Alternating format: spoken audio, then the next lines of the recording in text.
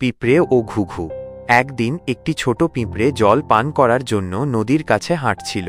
সে যেই ঝুঁকে জল খেতে গেল, অমনি পা পিছলে জলে পড়ে গেল।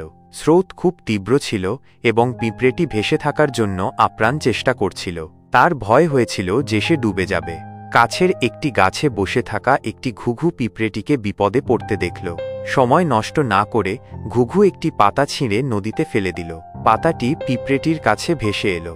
সে সেটির ওপর চড়ে বসল এবং নিরাপদে নদীর পাড়ে চলে এলো। পিঁপড়েটি মন থেকে ঘুঘুকে ধন্যবাদ জানালো। ঘুঘু হাসল এবং উড়ে চলে গেল। কয়েকদিন পর একটি শিকারী বনে এলো।